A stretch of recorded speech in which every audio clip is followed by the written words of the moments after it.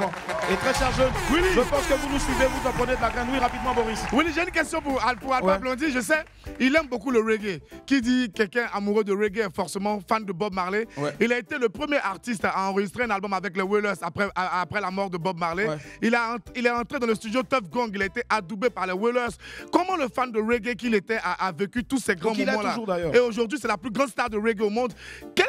Comment il a vécu ça personnellement? Et puis, qu'est-ce qu'il peut en dire après sa propre analyse? Comment il a vécu ça lui-même en tant que grand fan de reggae, grand fan de Bob Marley? Merci. Ben, je vais te dire quelque chose.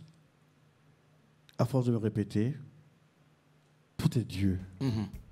Parce que même moi, dans l'avion, j'ai fait d'abord la chanson Jérusalem. Oui. La première version a été enregistrée au Gabon en 85 dans les studios de Madame Bongo.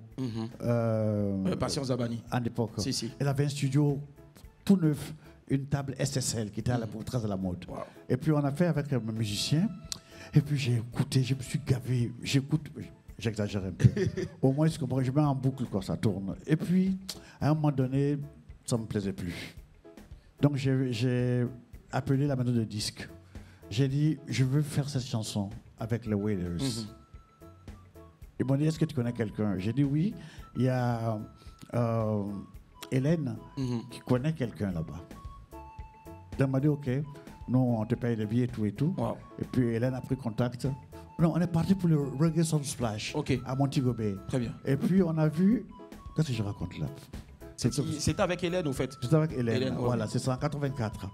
Et donc, on voit Sky High, qui est actuellement le manager de Damien Marley. Il travaille avec Ziggy, Stéphane, tout ça. Et puis, c'est Sky High qui dit, bon, écoute, on arrange ça. Il voit Family Man, et puis c'est arrangé. Après Montego Bay, on va à Tuff Gong, à Hope Road. Écoute, le nom, Hope Road, la route de l'espoir. Donc, c'est là où il y a le studio et l'ancienne maison de Bob Marley. Et puis, on fait Cocody Rock. Je ne peux pas te dire pourquoi je dis que c'est Dieu. You know, parce que les Wailers, ils sont trop forts. One shot. Direct. C'est-à-dire que tu comprends, ils sont entrés, vas-y, chantent. OK? Et comme moi, j'aime bien être rigoureux dans les textes, OK? J'ai placé la voix. Et puis après, ils ont pris 1 heure entre eux. Ils ont commencé à faire la petite comme on dit. Et puis c'était fait du Cocody Rock. Et en 86, je suis reparti. OK, après Jérusalem au Gabon. Je voulais faire avec les Wailers. Et puis Sky High a mis le contact. Et le grand frère Jimmy Cliff nous a prêté ce studio parce que je voulais que les Wailers répètent. Moi, je venais à ma maquette d'Abidjan, sur une cassette. Je ne voulais pas qu'ils fassent comme ils veulent. Parce que c'était un peu la naissance, l'officialisation de la validation du reggae africain. C'est ça, exactement. Donc, ils ont eu l'humilité. On a répété chez Jimmy Cliff gratuitement. Et puis, on est entré en studio. Et voilà, ça donnait ce que ça donnait. Franchement incroyable les amis. Je vous demande encore, on va sonner très fort. Que de belles histoires ce midi là sur le plateau donc de WAM. On part maintenant pour une 4e compile avant bien sûr de regarder un extrait. La 4e compile, vous allez voir, c'est une autre époque encore bien sûr.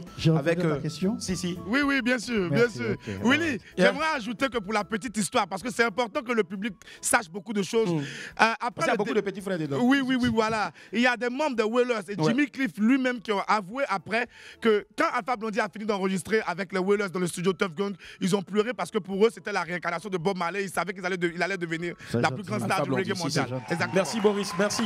+1 sur ta conduite. Allez, on part.